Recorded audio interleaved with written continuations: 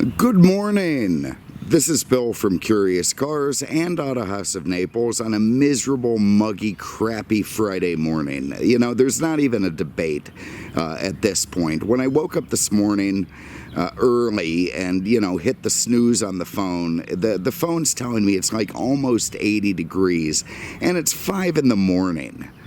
And you just think, oh God, it just turned April, and here we are. We're already into the crappy, shitty, horrible weather. It's just already here. If it's 80 at 5 in the morning or close to it, that does not bode well for what the temperature is going to be at midday or even 4 o'clock. And then I looked at the weather report and it said, we're going to get some scattered showers and clouds from a cold front that's not going to make it to us. It's going to end up north of us, but we're going to get the crappy weather at the lead of it. And, that's just insult to injury in my mind. Just absolutely horrible. So it's, it's humid and crap. We've got rain from the cold front, and it just is awful. I may be gone next week. I'm going to say that now. My lady friend has an issue that I've got to... I don't have to, but I choose to address. I'm going to take her up somewhere that she needs to go, and it's just going to be another crappy week for me. I'm going to lose a week of work, and it's going to be no fun at all. I may try to check in from where I'm at. It's kind of a fun place, even if it's a dreadful mission, but we'll see. I always promise that, and then I never do. I don't know if this video is going to get up today, but if it does, it's April 1st. It's April Fool's Day. It's a holiday that allows people with a dumb sense of humor to feel clever. And frankly, I'm hesitant and really, reticent about getting into work. I just think it's going to be miserable there for me today as well. So, the continuation of crap times, this is not the year of Bill at all. And it continues. And I imagine when I get into work today, there's going to be more crap to deal with. But that said, look, let's get into this car, because the car is going to cheer me up, because this is one of my all-time favorite cars, without even a debate. I'm going to do a review on this thing, but I'm going to tell you up front, it's not going to be fair. It would be like me reviewing Tawny Katane in the late 80s. They're just not going to get a fair appraisal because I absolutely lust after them and it. And this is a 1991 Cadillac Brougham D'elegance, a word I just enjoy. Little thin pancakes. That might be of elegance. I don't know how you'd say it, but I do enjoy saying d'elegance, and I'll just say it again and again and again. Cadillac, of course, is what they called the standard of the world. That was a advertising campaign going back decades and decades. It's the second oldest GM division. It was started by a guy named Henry Leland, which is very interesting in a way, because he worked for a guy named Henry Ford. So in a roundabout sort of way, Henry Ford started Cadillac. What makes that doubly interesting is that Leland and Henry Ford also started Lincoln. And of course, the two of those companies became, I don't know if they still are, but they certainly became arch rivals for many, many decades in American automotive history. It began its reputation with precision parts manufacturing. That was a very big deal for the early Cadillacs. In fact, it won what they called a Dewar's Award, a very coveted award in the car business, at least back then. It won it the first time for precision parts. It turned out that the car parts were actually interchangeable from one to another. You don't even think of that now, but that was a pretty big deal at the time. And then a few years later, it won it for the first electric lighting and starter systems in a car. So you were talking about a machine, a company that has been around for a very, very long time and has continuously been at the peak of American luxury for decades and decades and decades. Lately Cadillac has been building Euro-style luxury subcompacts or compacts, over-equipped rebadged Suburbans called Escalades, and 600 horsepower manual gearbox supercharged muscle cars tuned at the Nürburgring. And, you know, while there's some stuff that I like about those, without question, I mean, I love a CTSV, it's still not what I consider a Cadillac. I mean, it's like made by people who don't really like Cadillacs.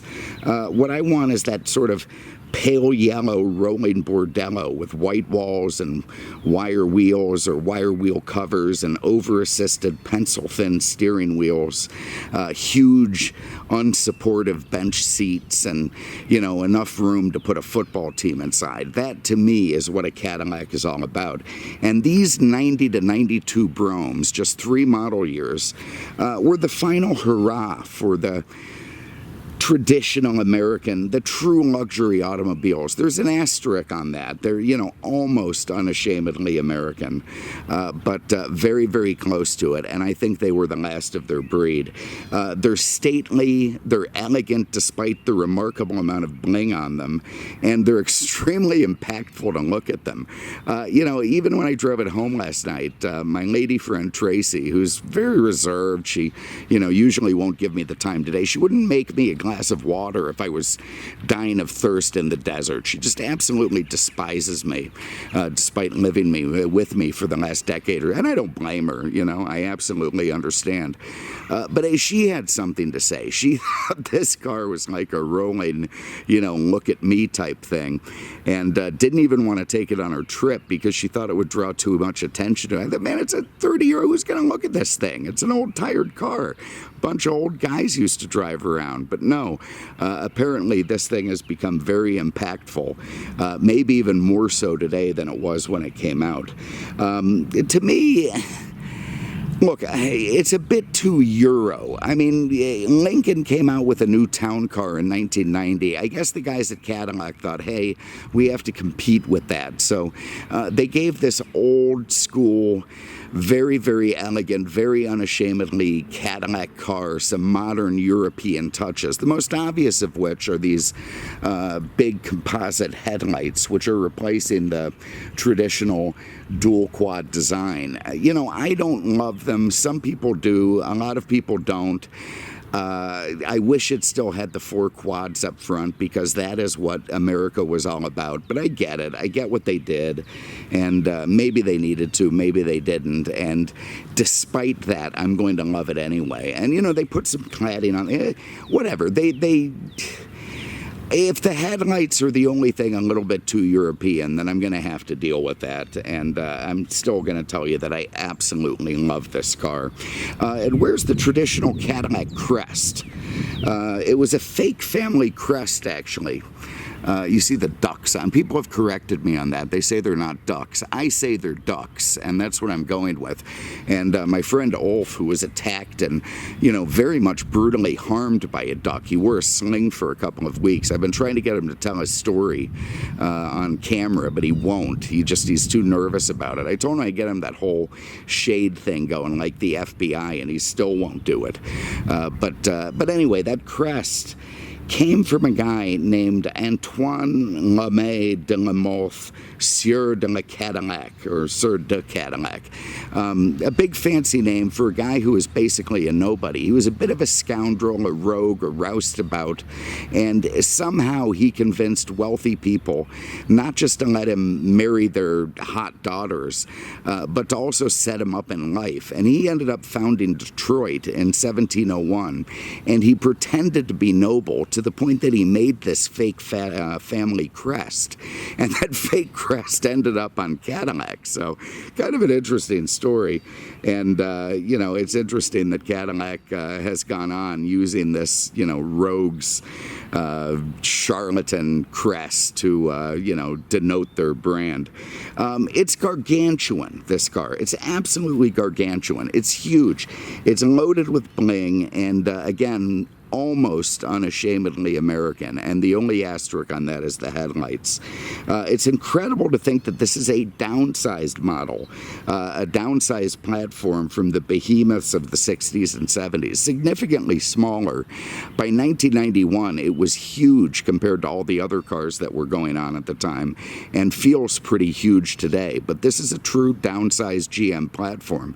It was called the Brougham because of confusion. Originally from 80, 79 onward, it was the Fleetwood Brougham, and it was the Fleetwood Brougham D'elegance, even though Fleetwood hadn't really built bodies for Cadillac for many, many years. Problem is, when they downsized the Sedan DeVille, they made an upscale model of it called the Fleetwood. So in 1987 and 8, they had two Fleetwoods. One was the Fleetwood Brougham D'elegance, one was the Fleetwood D'elegance, and it just caused confusion. So when 1990 came around and they restyled this car, they dumped the Fleetwood part on this car and just called it the Brougham, which is, of course, is a classic name in Cadillac history, dating back to the 20s and 30s. In fact, like the town car, it denoted the style where the chauffeur was up front, out in the elements with the wind and dust and rain, while the fat cat in the back seat was giggling and talking about whores and fancy brandy and cigars, in his nice ensconced and enclosed space, having the time of his life. And meanwhile, the chauffeur was suffering up there. People tell me that maybe the chauffeur was happy. I don't believe it. The chauffeur was miserable, especially in a driving rainstorm. But what the hell are you going to do? This is the kind of domestic luxury that people took for granted at the time. I took it for granted. A lot of people took it for granted. Now it's gone. There is no American car like this anymore, and it's very unlikely that there ever will be again. It's just, it's an extinct thing. American luxury today just perfectly mimics the Europeans, and it's a shame. We basically traded these cars for upscale and rebadged Suburbans, and I do blame women for that, but men also have, they have a little bit to answer for when it comes to the Escalades. My God, what we've lost. What we've lost. Look at this thing. Look at this incredibly cool, impactful American car, and we threw it away for SUVs and, Euro competitors that just don't have any real American identity at all. It's just an absolute shame. At the time, this was America's most distinguished full-size sedan. The town car had changed for 1990. It went very Euro, compared to what this is. Ford really restyled the town car to look a little bit more European, and this was truly the most distinguished and attractive and old school American car at the time. It was also the largest American car at the time, so it certainly had a very big following. It rides on the D-body platform, which is GM's biggest, full, at least it was downsized, but in 1990-91, it was still the biggest they had. And it's body-on-frame construction. It's a driveline not dissimilar to a light-duty pickup truck. And that is another part of this car's charm, is just how durable, reliable, and simple it is overall. It's 221 inches long, which again, by 1960s and 70s standards, was not that big.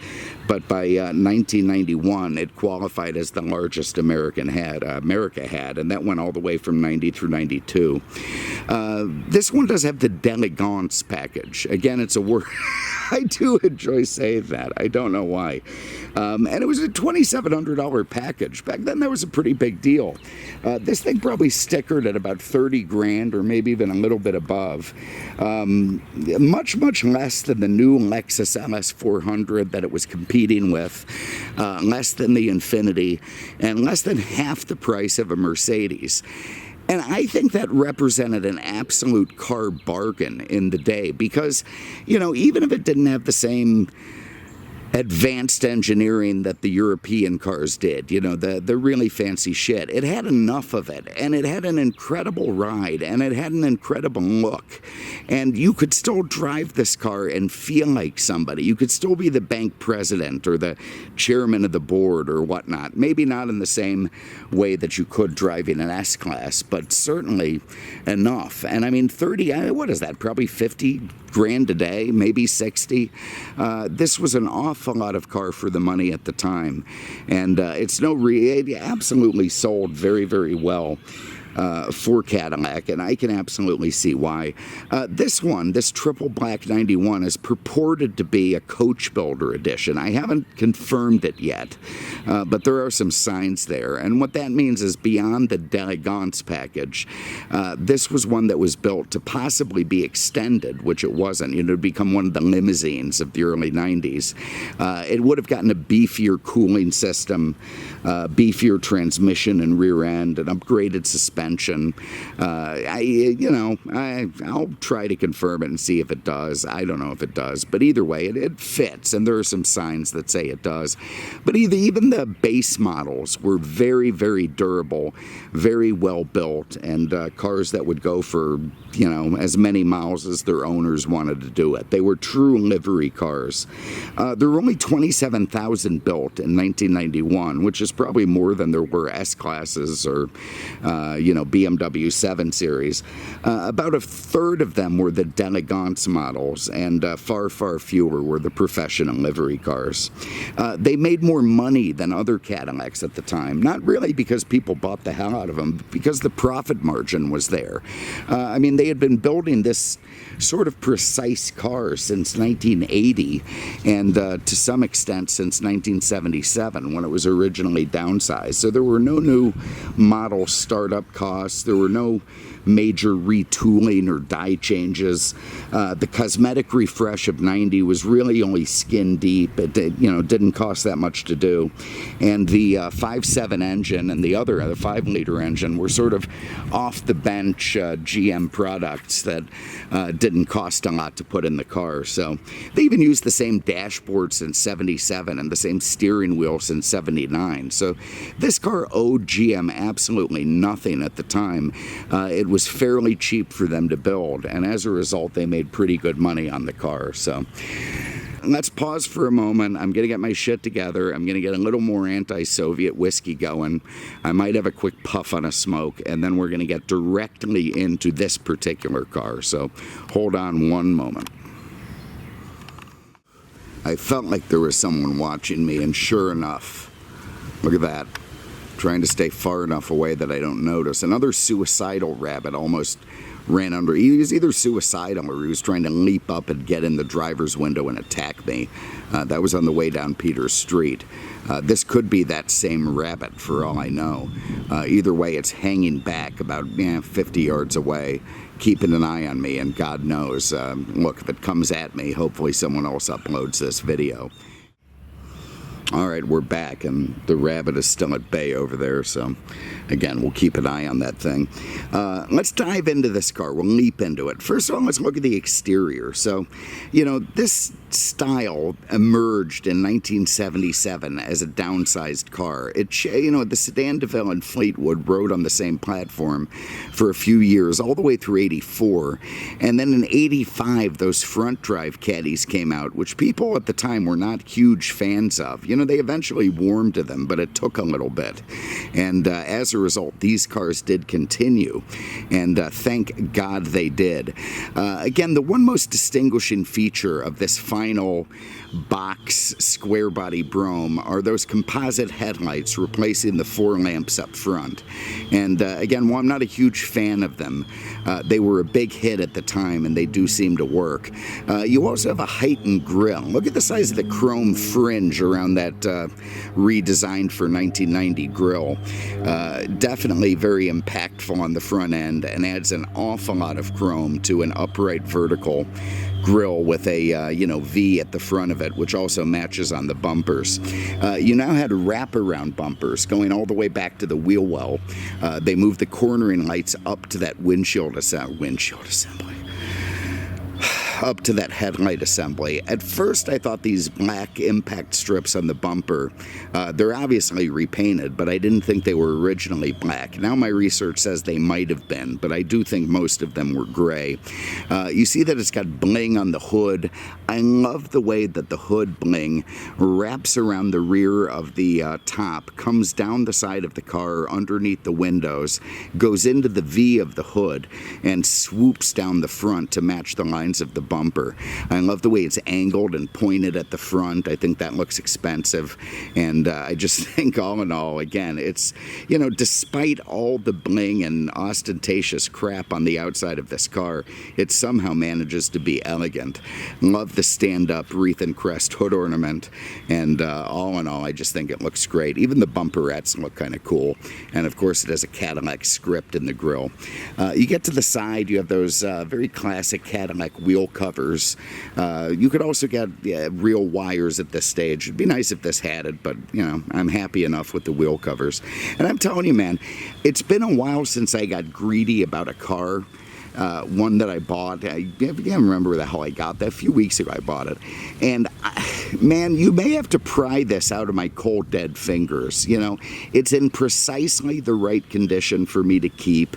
It's got precisely the right mileage. I can be a decent steward to this car, as opposed to some, you know, in Lucite 12,000 mile original. This thing's a bit more of a little bit better than driver quality, but not much. And man, does it fit my world. I could even tow trailers with this and use it to go to Sebring, because it's basically a Chevy truck driveline. So it probably will be on the Autohaus website, but man, it's one of the very, very few cars that I would daily drive other than my pickup truck and have felt greedy about. So yeah, we'll see. We'll see if it makes it up there.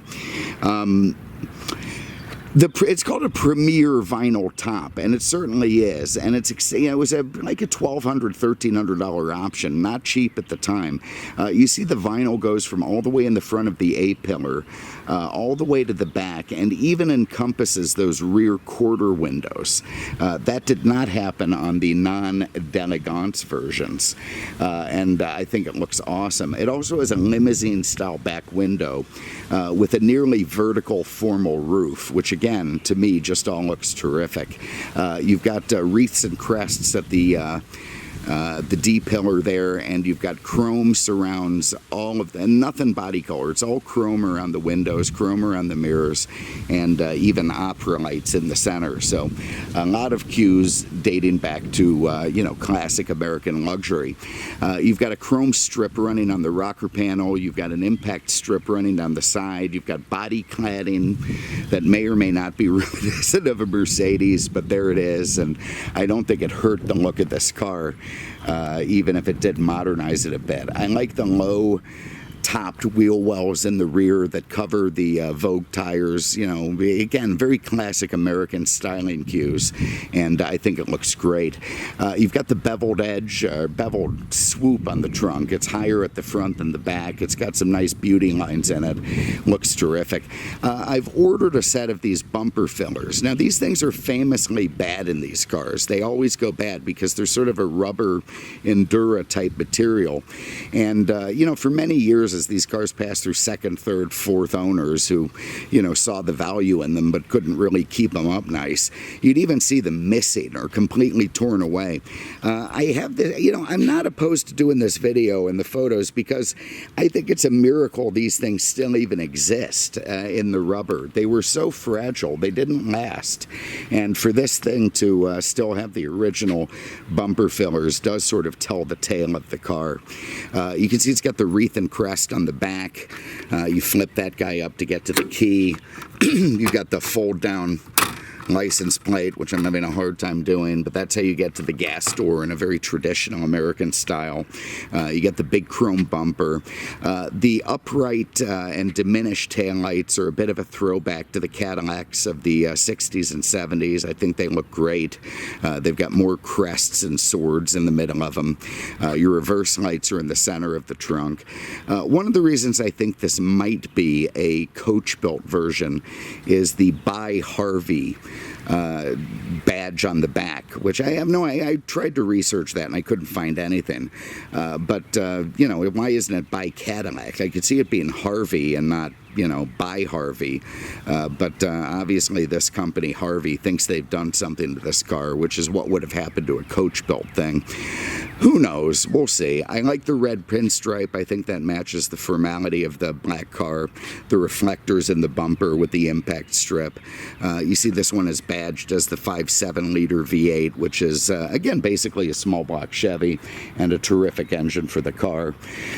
You've got rear quarters that swoop up from behind the back door, again, looking terrific, and the Brougham D'elegance badging at the rear of the fender. So all in all, I just think it's a terrific looking car, and despite being ostentatious, it manages at the same time to be somehow elegant, and I won't say reserved, but not it's not pimp-like, not really. Also has a nice big Astra roof in the middle of that vinyl top, so that's a nice option on the car. But let's have a look inside the trunk.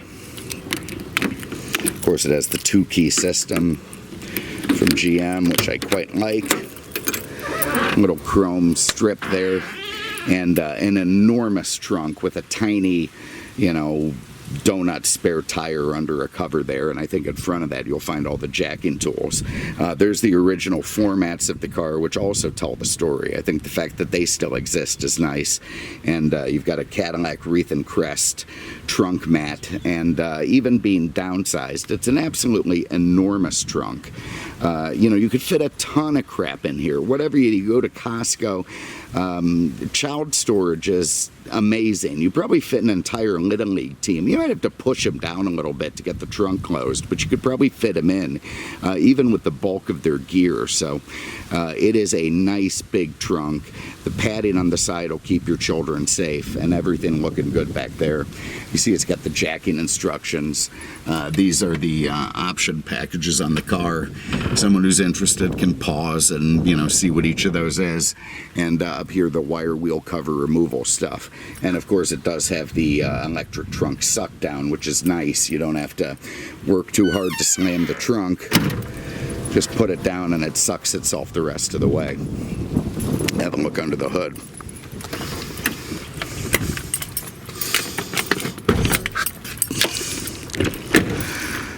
Shit's always hard to do one-handed, but we'll see what we got. Oh God, it's almost impossible to do one-handed. Holy shit. Alright, there we go. Oh God, okay, so there are the classic style GM hood hinges. It doesn't use any of those, goofy European,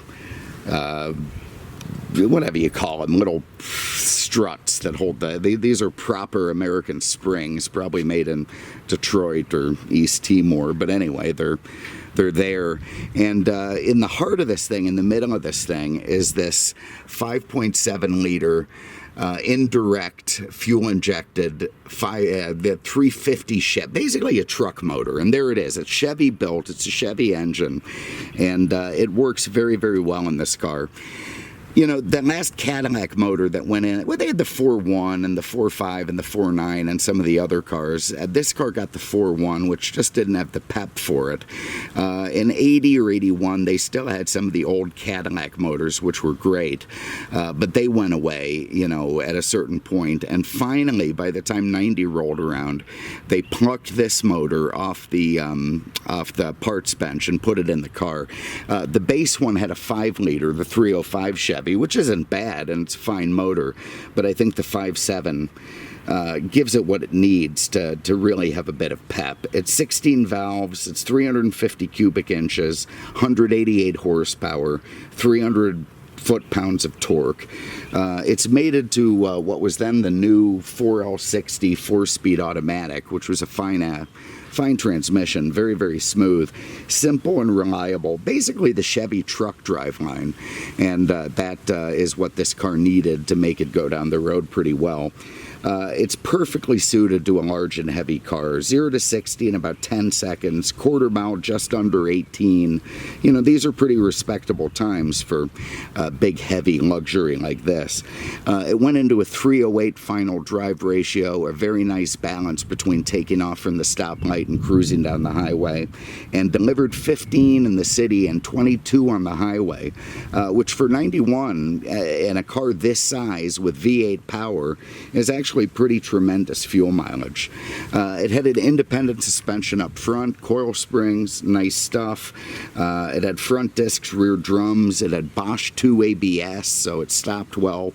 The rear, it has sort of a trailing arm live axle setup, so handles everything pretty well. And if this one is the coach-built version, then it does have a larger rear end. I know it already does have the sway bars front and rear, so it definitely has that.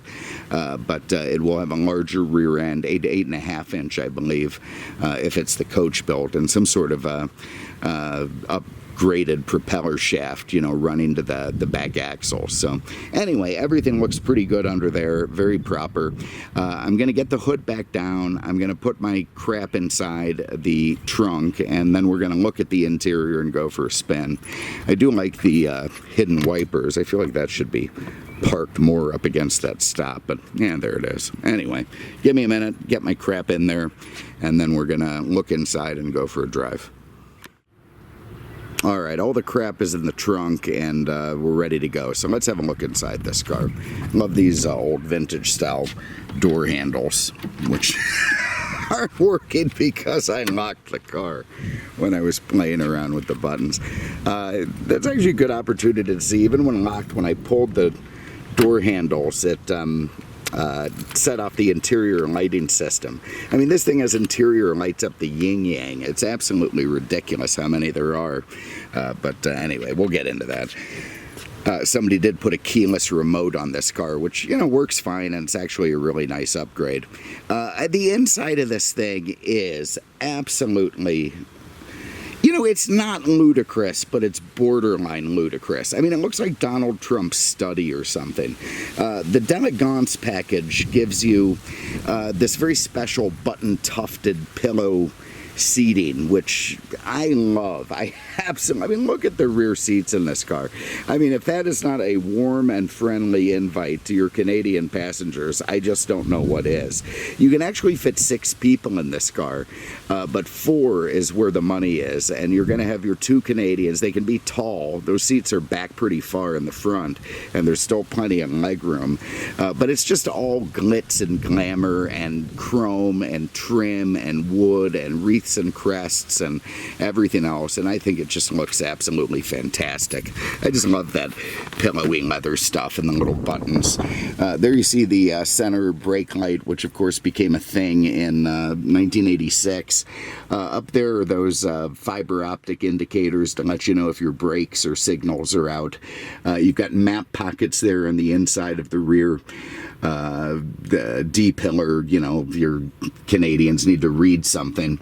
You got these tremendous pockets, a very nice place to put firearms or magazines or newspapers or, you know, whatever it is you need. You also have a couple of seat-mounted oh shit handles here if your driver's being a bit of a douche, and a very nice little center console armrest for them to rest their, you know, stuff on. It has Tampico carpet, which was an upgrade for the D'elegance. Again, you got a little bit of stuff for your D'elegance model. You got these neat Alumacrim chrome looking aluminum things with the wreaths and crests in them. You got more fake wood here. You got ashtrays all over the place. You got 2 in the back. You got these vintage style power window switches. You got a really neat little chrome handle. I mean, if Dalton cared about detailing, there's a lot of fun stuff on this car to brighten up. Love the big square interior lights and the, you know, embroidered D'elegance script at the back of the doors. I think it just all looks neat. So beautiful rear seat setup in this car. There's your opera lights. In the front, same story. Beautiful tufted leather. It's a 65-45. No, that doesn't make sense, does it? 55-45, that adds up. Split front bench seat, again with the pillow tufting and all the trim and the buttons and the leather. Looks great in black. You've got Cadillac wreaths on the back of the seat. You've got big headrests. Again, I just think this is the height of American luxury. Cadillac cheated the whole active, I guess it was passive seat restraint. You know, that by the time 91 rolled around, car manufacturers either had to have airbags in their cars or they had to have a passive restraint system, meaning that the restraint would go on you even if you didn't do anything. And GM cheated that on a lot of cars by putting the seatbelt into the door. That way you could leave that connected. It would ostensibly open up connected with the door, and then when you put the door closed, it would be around you. Of course, nobody did that. They just treated it like a normal seatbelt, but it was a nice bit of cheating from Cadillac. Again, you've got acres and just a forest of fake wood everywhere. In the door panel as well, you've got that embroidered d'elegance. You've got a very classic Cadillac power seat switch with tilt and recline. It has dual recliners, this car, so a couple of lazy boys up front for sure. You've got power mirrors here with the switch cunningly designed to look like manual. You got your lock and unlock, nice stuff. You got more of those Cadillac square interior lights, and of course this great little, you know, hinged, wood trimmed and chrome pull handle that I absolutely love. So very, very cool stuff. Let's hop in and fire it up. Look at the length of this. This is ridiculous. This is absolute. I mean, who sets their keys up like this? It's gonna hit my knee as I'm driving. I should have figured that out yesterday. There it is. I mean, of course it fires right to life. It's just it's a small block Chevy, man. Of course it does. Over here you've got very classic Cadillac controls, your delayed wipers. You've got your headlight control here with Twilight Sentinel, fantastic name. You can adjust how long or short the lights stay on after you shut it off. Of course, GM owns cruise control. Other car companies can't use that name, and it's probably the best of the bunch. I love the idea of cruise control. There's some vertical looking vents. This is a tilt and telescoping steering wheel. You pull that guy, you can move it in or out, so you can really set this car up to be what you want. And of course, again, this steering wheel came from a 79 model, so really didn't cost Cadillac anything at that point. Nice and thin leather, you know, very lovely. Very proper commanding horn. Let me open this, see if we get a warning light on, so you can see that. No, of course you don't. All right, let me unbuckle. Okay, all the warning lights on this car, oh, for that, let's turn it off and do that. Okay, so there they are in this fake wood strip up at the top, and you have to absolutely love that. I mean, when your warning lights are covered in fake wood, you know that you have reached the pinnacle of traditional American luxury. That really is it. It's not going to be any more American than that at this point. Oh, wonderful. There it goes. You had a digital cluster, you know, because that was a thing in the late 80s and 90s. You got your fuel gauge, your miles per hour, your trip, and your odo. What else do you need in a Cadillac? You got a on-the-column shifter, PRNDL indicator is analog down here. Nice stuff. Underneath here, you've got your warning lights. And if I click those, oh, God. There they go. You can see that it has the fender indicators up there. Again, that fiber optic system letting you know that your hazards are on, and then just pull in a very traditional American style. Cadillac script here in the middle. You've got Delco Bose, and you can see from the side of the speakers on this thing. That's unusual. And the little garbage can up front. I absolutely love that. That's removable, and you can put your waste in there. But anyway, it's got big speakers in this car. There's a Delco Bose AM/FM CD and cassette at the time. I got in copyright trouble with the last car I did. There you see the power antenna working. How do I find a recommending dog? And no copyright trouble today. It's just more talk. Down here, another power mirror switch for the passenger, which looks manual but isn't, and your electronic climate control there, which gives you some air conditioning. when you need it the most. Very, very nice stuff. Over here you've got your Brougham D'elegance script on this giant bit of fake wood. You've got, there's a razor blade I had for unknown reasons. That's your wire wheel cover remover, and then you get into this and it has all of your, love this, the little textured, yeah, it's just all cool. They give you a nice little owner's manual here. Lovely stuff. And of course your interior trunk release, and when you're having a picnic, this is a place to set your champagne glasses and Grey Poupon. Here you have an automatic dimming rear view mirror, very nice stuff. You've got dual vanity mirrors for powdering your nose in the 80s. You've got a couple of, I don't know whether these are your garage door things there. You have to program the car. It's an early home link system. And I don't know, I can't get the lights to turn on. And then of course you've got a beautiful big Astra roof, which is a rare option in these cars, and nice the way it'll let in the cool air that we don't have here at the moment at all. So I think we also have a big ashtray down here. Nice stuff. People still smoked, and everyone's going to be happy. Over there on the passenger side, you see all the power seat controls. Let's go for a spin. I love looking out the vista of this window. You know, this swooping V hood with the center crease, the wreaths and crests, stand-up hood ornament leading the way. They had rack and pinion steering in the car at this point with variable assist, and thank God they still managed to make it ridiculously over-assisted at idle. So it's just a piece of cake to turn this wheel, and at the same time it's fairly responsive when you're driving around. So Cadillac really did have some terrific steering and chassis dynamics in this car at the time, and they are a joy to pilot down the road. They're smooth, they glide, they're everything that a big American luxury car should be. Let's see, we get a little bit of wheel spin. I did earlier in Peter's yard, but now this is some hot, not really. What are you gonna do? It still has nice torque, and that's you know, it gets you up and gets you moving pretty quick. The 5.7 is a big deal in this car. It is the engine you want, very, very much so. And I mean, you don't steer a car like this. If you do, you're screwed. It's just not going to work out. You have to treat this like you're driving a Bertram. Defrost going.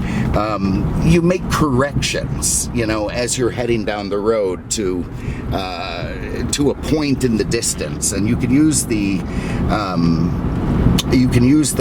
hood ornament if you want. So instead of just looking straight ahead and saying, oh, I need to steer here or steer here, don't even think about doing that. Drive it the way you would a boat.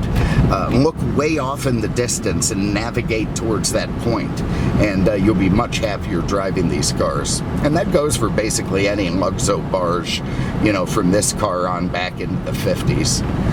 That's just the way you got to drive them. I mean, I suppose if someone runs out in front of you, you should probably pay attention and hit the brakes, you know, unless it's too taxing. But otherwise, you just sort of navigate this thing the way you would a big ship on the open seas.